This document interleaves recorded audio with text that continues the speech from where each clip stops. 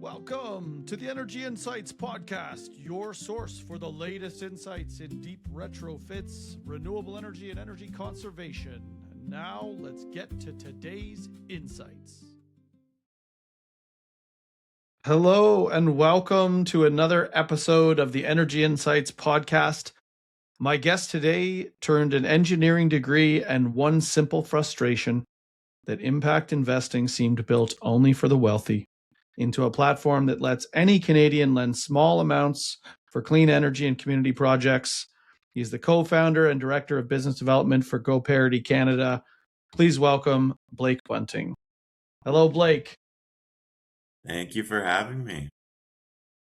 How is the weather in Calgary today? The weather it's doing all right. You know, I've been traveling back and forth for a while now for work and different events and whatnot. And over the past 5 years, I've never once seen it rain in Calgary, and come to believe that it's just a beautiful sunny city. And I've been here for 2 weeks, and I think it's rained every single day. So I've gotten all the rain back. Amazing. Yeah, well, it's green and lush in Calgary for a couple of weeks a year, right at the start of the summer and the end of spring. And it's just one of the most pretty places you could ever go. Then it gets pretty hot and dry and things get brown real fast. But you're there at a good time. The trees and the grass need that rain, and the cows will benefit from it as well. Climate, that's a big one for what we do. And we appreciate GoParity and what you guys do. So tell us a little bit about yourself. Tell us a bit about GoParity. You trained as an engineer and a computer scientist. So explain to us kind of how that evolved and turned into what you're doing today. So my background, when you say I trained as mechanical engineer, computer scientist, I did go to school for those things. I finished a dual degree from the University of Western Ontario for mechanical engineering, computer science, and both of those were born out of a really strong interest in understanding how the world works, understanding how things work, and learning, I think, is the base of one of the early things I realized that I enjoyed doing. But beyond that, I didn't have a damn clue what I wanted to do when I started going to school, and I would imagine that's a similar feeling a lot of people have. But while I was in school, something beautiful happens for a lot of us. I think one, we start to build this really beautiful foundation of figuring out who we are and what we're interested in on a professional level, but then also what we value and what matters to us and what's really important. And that is developed through the course of our life. But I know for me, it didn't become front and center in something I was asking questions about until I was in school and happened to be studying these interesting in these interesting areas. And so during my mechanical engineering degree, I got really fascinated by renewables, and by solar specifically was some of the work I was looking at.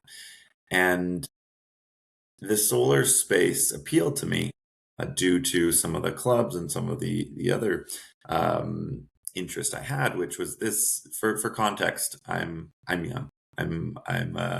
I was in school went to school in 2017, and 2017, 18, 19, you might remember, was like the peak of the climate movement. And so the amount of buzz that there was in community for folks around the world to see change happen and start to look at a future that is less reliant on the current energy mix, is more reliant on cleaner energy sources, but also spanned across all industries and everything we were doing. And so that was front and center as I was going through my university career. And as well as a young person, when in a time when you might say is becoming an adult, or feels like they're becoming an adult. I think whether we're adults or not in university is up for debate. Investing becomes top of mind, and thinking about, again, when you think about the future, investing for the future is something that um, a lot of people will suggest or say you should start trying out. And so when I was looking at investing to kind of grow as a person, I really wanted it to be rooted in what I cared about, just like what I was studying. I rooted it in what I cared about and whatnot. And so investing was this kind of black box that I didn't really know much about, but I wanted to start. I grew up in a day and age where we had self-directing trading platforms that we could access from our phones, so I started doing that. And I found these awesome products called clean ETFs, or green funds, or different opportunities that had names that insinuated green investing products. And so that seemed like enough to me at the time. And so I dove in and started investing small amounts, but these were really the only options that I could find that were kind of quote unquote sustainable. And as I got more and more kind of invested, if you will, and started learning more about this, I started diving into, for example, the first investment I ever made, I think, was one of the bank's clean ETFs. And so I didn't even know what an ETF was at the time, for context. And so I invested in it and thought, great, I'm investing in all these cool, in something good. And over time, I started looking into it, and I found out that an ETF, of course, is um, a stock that can be bought that is a makeup of many different holdings, many different organizations, public companies. And looking through those public companies, I learned that in this case, there were a large number of companies, about a third of these companies were uh, directly working in the oil and gas sector, which for me was, at that time, was really not something that I thought I was investing in. Interesting. When I thought of the most kind of cutting edge sustainable work, especially Right. in school where I was. And so that kind of blew my mind that, oh, wait, maybe it's not as easy as saying, hey, I want to invest and I want to do it sustainably. Um, and so that really kind of started us on this journey of, can there be a better way? Yeah. So at what point do you make the shift over to crowdfunding and what is now GoParity? How did that come about? Did you meet someone at a conference? Was it your idea? Did you see something over in Europe and thought I want to bring it here? And tell us a little bit about kind of, because one of the things that makes your company unique is that you really have, and this was part of my intro, you've opened it up to the everyday Canadian to participate in these things. So walk us through that. So GoParity is a sustainable investing platform that is for every type of investor. So our vision at GoParity is to be a hub for holding and managing your sustainable investments. So having options to make very kind of impact forward investment opportunities, all the way up to managing kind of the more larger parts of your portfolio with more traditional investment opportunities. But knowing that that's all grounded in values aligned investment opportunities, and that's the vision that we have had for years, myself and my co-founders in Canada, and along the way, meeting GoParity, who was an organization based out of Portugal that was doing, as you said, crowdfunding. They were using a platform to connect Europeans directly with small businesses that needed loans to finance their projects. And so you could invest a small amount into a loan to fund that loan along with, say, 100 or 1,000 other individuals. And then that project would that funding would be used to install solar panels on a roof, and the savings would pay back the loan plus some interest and a return. And so a simple concept, but a really big impact that can come from that, not only giving individuals new opportunities to invest into projects that they care about, but also opening up new avenues of funding for these projects that didn't have it otherwise. And so seeing that work and getting to know the GoParity team, we realized this vision we had in Canada was perfectly aligned with GoParity's. And to your point about crowdfunding, is that was just seen as the starting point. It's a implementable first step to give true, tangible, impactful opportunities for Canadians and as well Europeans and folks around the world to invest directly in projects that matter to them and make a return. And so the type of crowdfunding that we offer is known as crowd lending. But effectively what that means is you can invest and you can pick and choose between individual projects and individual Really? loans that you want to invest your money into. And in Canada, that starts at investing as little as $10. And so Really? talking about accessibility, talking about this can be for anyone, is we want to lower those barriers. And I mean, there's a lot of barriers that exist, education being one, as I mentioned earlier. But also kind of dipping your toe in is one of the best ways to learn and try things out. And because we have very low limits, we can allow people to really safely try investing in this manner in a small capacity and get comfortable with it before investing more. Amazing. So, can you walk us through some examples of some deals that you funded, maybe recently or since inception? Yeah, I would love to. And that's really the juicy part of what we do, right? Is we get to work with incredible organizations that are doing such good work, but then also bring a network of folks to them. And so I'll share a story about actually one of our first projects in Canada, but one that we've continued to a business that we've continued to work with for many years.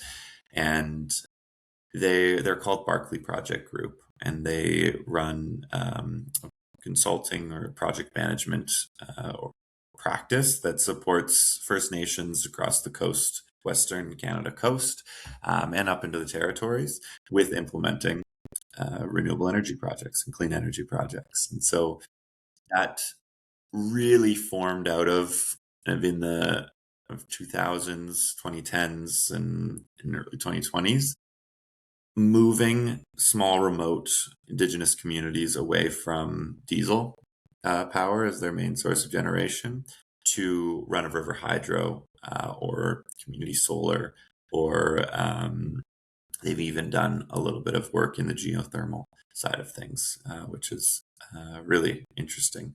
But on the kind of bread and butter that really grew this organization was being able to cover the scope of working with nations to build up the funding plan, to work with their government to come to an agreement with the infrastructure project, and then also coordinating all of the technical side of things of often barging some pretty big equipment up the coastline through different Wow, waterways and to these remote communities that are only accessible by float plane. And amazing. so they have a number of different projects that they've worked on that have kind of historically the community has relied on a diesel generation facility that often also has to be barged in, which can cause some beyond kind of the emission side of things, can also cause be kind of a risk of diesel kind of falling into and spilling into these really rich coastlines. And so They've done a number of run-of-river projects that have offset the community's reliance on diesel by 97, 98% in many cases. And there's a number of different examples we can talk to, but Echo Parity, what we did was support their organization as a whole. So we've provided now, I think, 4 or 5 different loans directly to Barclay to support their organization grow and them to be able to take on more projects. And specifically, kind of the unique piece there that we found a fit. And when I say kind of filling gaps in the financing market, is they are an established kind of well-oiled organization, if you will, but working with nations, um, compared to a traditional of life cycle of a lot of these infrastructure projects, there can often be a longer time horizon of working with clients, and their other financiers weren't comfortable kind of diving in and extending terms of how of the financing they would provide versus kind of your classical use of taking out a line of credit to cover working capital or whatnot. It was not applicable when the work with the client might span 5, 8 years. And Right. so we were able to provide a loan in the form of a working capital loan, but structured and based off a 5-year term. And maybe a couple other structures we did, but this was the large difference of where the other option would have been um, quite a lot more expensive because it was a bank product structured for a short term. And so understanding that, and we were able to bring a new type of community financing. But and the final thing I'll say that I think is kind of ties this up is Yuho, the owner of Barclay. He is and their president, I should say. He he's come to me a few times now and mentioned this, but he's always shocked by the number of people that are supporters in their organization. And to him, he kind of lives in this kind of small industry on his own that there's not that much kind of public conversation about. And I think he's Right. constantly wishing there could be more. But when he can look and see that 2,500 investors have supported uh, Really? their organization, it I think gives him that confidence and strength in those days that it's feeling like there's not many supporters around. And so that's That's really amazing. And that's because you guys have more reach than maybe he has on his own. well, and what it's doing really is GoParity is telling stories, right? And investments are telling stories, right? An investment is effectively you're giving your money to someone because you think they're doing something really cool, and you think it's going to do cool things. One of those being make money. And at the end of the day, because you're doing such cool things, you'll pay you'll get your money back plus some return. And that's an amazing opportunity to tell a beautiful story of what that cool thing is. And so Mhm. for you at Barclay, they're not interacting with the general public because they don't really have any actionable way of doing so. Right. Whereas because they're working with nations, they're working with funders, they're working with government, and so the public who's maybe just next door from where these projects are happening, they never get to interact with Barclay. But having this new format where now individuals that might not be working in this field or experts in this field, but do want to invest in local projects that they are really excited about and get to learn more and feel like a stakeholder because they are, can now invest in organizations like Barclay. That's amazing. So, with some of those projects that came about that you mentioned, Run of River on the West Coast, um, where did you end up in that capital stack? Because it sounds like you were funding the engineering firm that was essentially designing and maybe fulfilling this project. But does that extend all the way to purchasing the equipment? Were there other layers of funders that got involved were there grants? What did these communities do to ultimately pay for all of these projects? Where did you fit into that? How much of that did you provide? Can you share any numbers around what GoParity contributed relative to what other parties contributed? Hmm. So in these examples, this working with Barclay has been kind of on the basis of, as you said, working with their engineering firm to support that organization. In terms of other projects that we've worked on where we fit in the capital stack, there's a number that we've been a part of, and a couple of examples we could look at is the first one that comes to mind is it's not in the energy space, but it's a really beautiful story, and I think it hits things home because it's directly on the other side of the country on another island called Newfoundland. And so Wow. that story starts with us working with an organization called the Mi'kmaq Cultural Foundation. And the Mi'kmaq Cultural Foundation is a charity that's been around in a town called Stephenville, which is a small rural community kind of on the south west, close to Porto Basque, which is where you take Yeah. the ferry to. And a small community, I think about 5,000 individuals live there. And they've been working to kind of preserve, promote, and share the local kind of indigenous cultures and revive as well. There's a lot of work they do. So lots of education, lots of community organizing, lots of events. But they've been around for a number of years. And they have a really excited and innovative team behind them, and have for the last number of years. And they've been wanting to do more to support their community.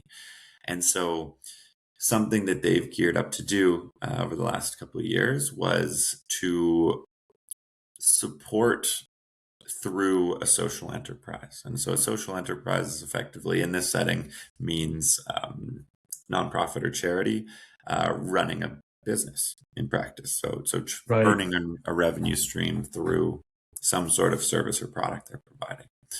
And in this case, they saw an opportunity to bring a much needed service, which was childcare, to the community of Stephenville. And they wanted to do this by buying a building and launching a childcare facility. And so the capital stack that for them to buy a building as a nonprofit, it can be really hard to do that as a charity because you don't have shareholders that can guarantee, you don't have Right. um, much in terms of assets on your balance sheet. And so that was a big jump for them. But what we were able to do was they had a conditional offer for a mortgage from the local credit union that would cover about 75% of the cost. And then the other remainder, they had to come up with themselves. And they couldn't be um, a mortgage. It had to be kind of their equity. And so what we were able to do was, alongside a grant from a local organization, we were able to bring the rest of that financing or funding to the mix to allow them to take on this project, close on the mortgage, and take over the building. And so now they're deep in preparing to launch their this childcare daycare center right now, as well as community space. And it's a project that's really beautiful because, again, going back to the community piece of it, is we actually had a chance to tour around Newfoundland last year, and we met a lot of the investors who invest in this project. One of which is a local community member, a local member of the nation in the area, and also this building used to be her childhood doctor's office. And so Oh, wow. to her, this is a no-brainer, an organization that she really means a lot to her, but also being able to revive and kind of restore the local community that she's grown up in was this no-brainer that she can now actually support it. And so that really, I think, it showed us the power, because I mean, often we're looking at how can we make the financing work, because the numbers do have to work in all of these deals for it to make sense. Hmm. But the kind of residual, but not even residual, I think the greater kind of outcomes that form when you bring the community into these opportunities is it keeps blowing my mind, even as we continue to do this. Yeah, the co-benefits. So many other ripple ripple benefits to the community. It's really neat that you're able to tap into capital from local people who really understand like the specific building, the specific history, the specific need, but also tell the story and share it with people on the other side of the country, the other side of the world. Like, are you exclusively tapping into Canadian investors, or are you able to tap into people from other parts of the world? Canada, Go Parity Canada is all about Canada. And so we have a Canadian team running the platform. We are focused solely on Canadian investors and funding Canadian organizations. And We is that also have a decision you guys made, or is that a regulatory constraint? it's it is a decision that we made. So as Okay, we've been growing this platform, we've been focused solely in Canada, focusing our time here. And as well, it also goes to say Go Parity, as I mentioned, as a whole, our parent company is based in Portugal and operates across the European Union. So right. they're focused on European investors as well as investors from around the world, and European largely projects. And so we fit kind of very complementary in focusing in different areas. But there's a number of different ways we've collaborated over the years to fund bigger projects, for example. So we have had a couple Canadian projects where we had Canadian investors and European investors facilitated through their platform. Well, great. Well, and since you mentioned that kind of going into some bigger numbers, why don't you walk the audience through for a moment kind of where your sweet spot is for crowd lending, minimum maximums, some examples of terms. With the energy insights, obviously we're focused a lot on deep retrofits, GHG reductions, renewable energy. So maybe a specific example of a project that might fit within that category, let's say a solar project or something like that you've either done or would do, and maybe just walk us through one of those examples. I'd love to. So we are constantly evolving what GoParity is, and so GoParity today is, as we've been talking about this crowd lending model purely, right? And so that's been looking at bringing a project online, fundraising for it, and closing that once we raise enough from the community. We're working on a number of ways to build off of that, to always remain having core, like, true accessibility to investors, not limiting who can invest, not limiting how much, and also being able to invest locally with your values, and that's kind of our core driver. But we've been building out stronger ways to deliver that value prop, really, and in providing more opportunities for investors to invest at one time, looking at different types of products, and so there's a number of things coming that are going to be shifting that. But on the other side, the the organizations that we are financing, that is also something that is not changing and is just continuing to expand. And so to date, we've done projects anywhere from about $25,000 to about 500,000. Okay. And that's kind of been the sweet spot. We've done some bigger in Europe, And this, I'd say to now, the average has been about 100 to 200K.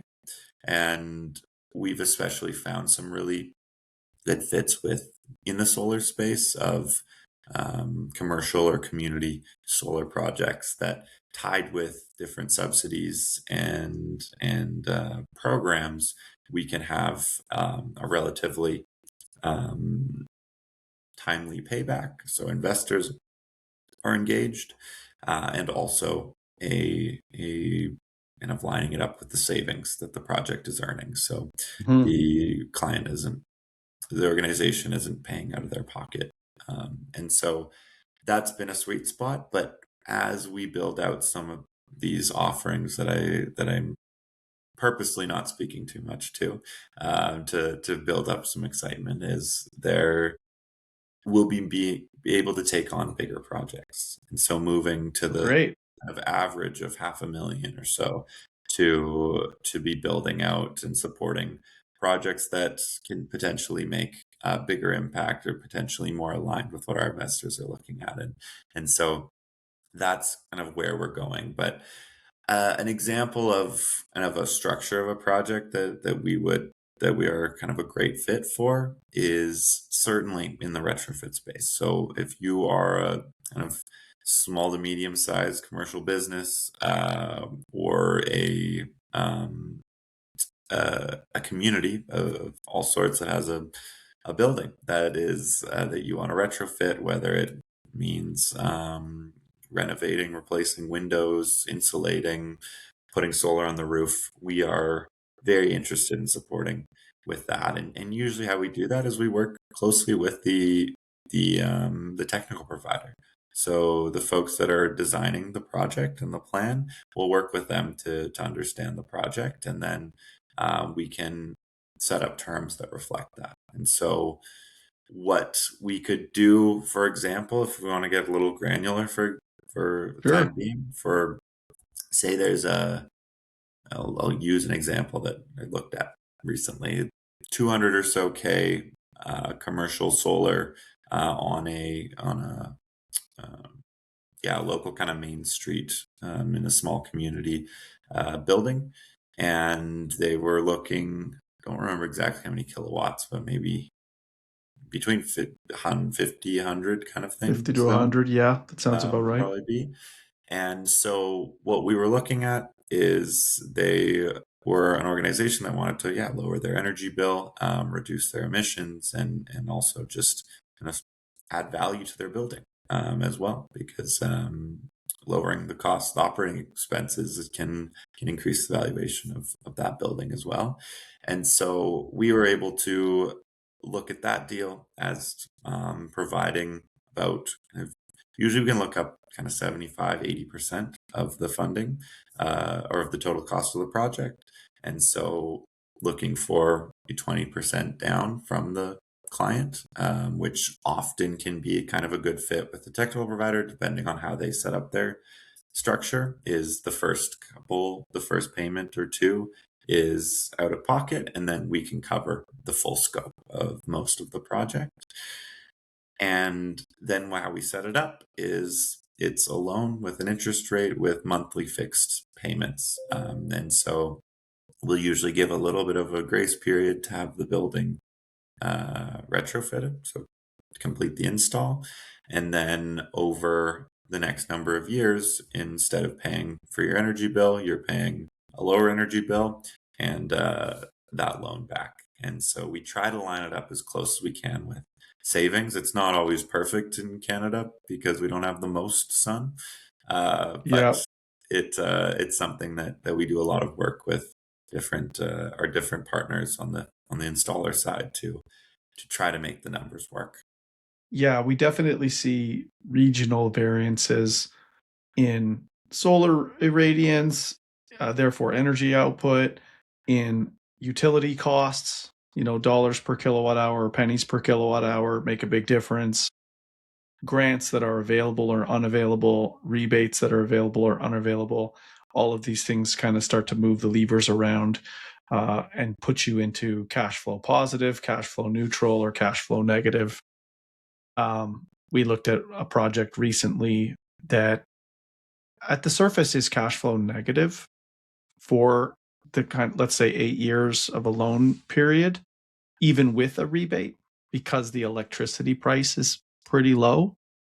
However, the community is still quite interested because it's paid off in 8 years, and the average solar array these days is 20, 25-year warranties, 25, 30, 35-year realistic lifespan, even if production is sort of declining in a single digit per year way.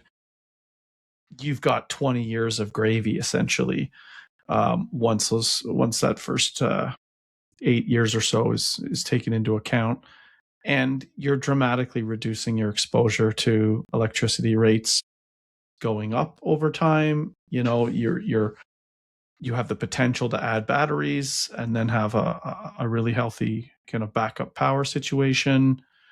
You're reducing your GHGs. You're doing so many other co-benefits as we talk about. You mentioned working with the technical partners. When should a client, a potential borrower, approach you? Should they have kind of a shovel-ready project in hand? Should they be coming to you when they have an idea? Do you help them maybe get the engineering sorted out? Can that be part of the mix if they haven't gone that far down the road yet? Where do you like them to approach you? So we have built up quite a network of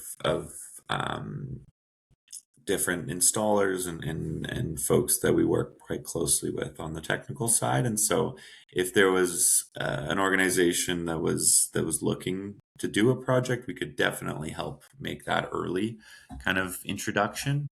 That said, we aren't that first step generally. So what we need is a project proposal outline, and be able to see the full scope of the project so we can understand how much financing is needed. And so to your point, yeah, it's great when we can be working alongside a project owner and the technical service provider and create a relationship together where we can all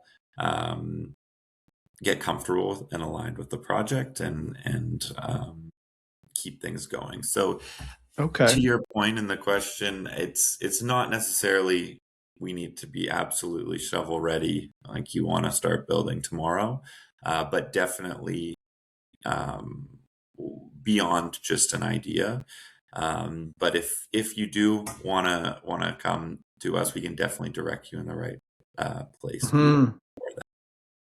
Yeah, I mean, we've been involved in projects where the client submits a budget and applies for a grant that's 50, 75, maybe 100%, and then the grant is approved, and then they go and write an RFP, and they get the various contractors to bid on the different scopes of work, and now you've got kind of a firm price. In those cases, they already know where their funding's coming from. So I'm wondering, in your case, would the recommendation for a small community, let's say, be to draft you want to do this project, you're not sure exactly how you're going to fund it, you draft an RFP, you put a little bit of skin in the game to kind of go through that process. You solicit, let's say it's a solar project, 100 kilowatts, 200 and something $1,000. Solicit some bids from some solar contractors in the region. Maybe you're picking a winner subject to completion of your financing, capital stack, or having that conversation with them and saying, hey, we're trying to move this ahead. Can you give us a quote? And now they've got basically a scope concept, a budgetary number that they can then approach you with.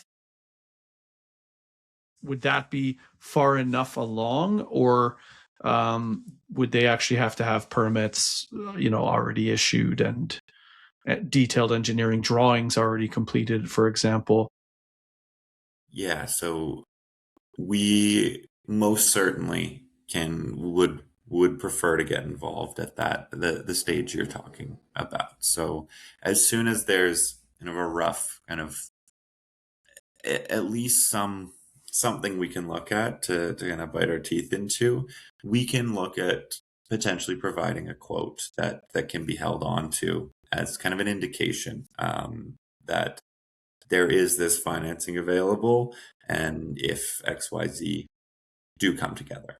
And so we can definitely do kind of um, make sure there's a fit at that earlier stage, kind of while the project's coming together, and potentially even help tweak things to make it work well with the financing. And then have you can have that the project owner can have that confidence going into the more formal stages of permitting and whatnot. Amazing. Well, Blake, thank you so much for your time today. This has been super informative. For people who are interested in participating in crowd lending, either as investors or as borrowers, how can they go about getting in touch with you and GoParity? Type in goparity.ca, GOPARITY.ca, both if you want to try out investing, or if you want to check out what a loan might look like. We have a simulation tool on the platform to kind of get a feel for terms and exactly the types of loans we can offer. And beyond that, I'd love to connect. So if there's a project that you have in mind that you're thinking, could this be a fit with GoParity and raising through your community and bringing the community on board, that's something I'd love to talk about. And so you can shoot us a message through the website as well, and I will likely get back to you as I do a lot of the work on putting these projects together. So would love to hear from you. Amazing. Well, Blake, we really appreciate what you're doing. You know, the banks have been around a long time.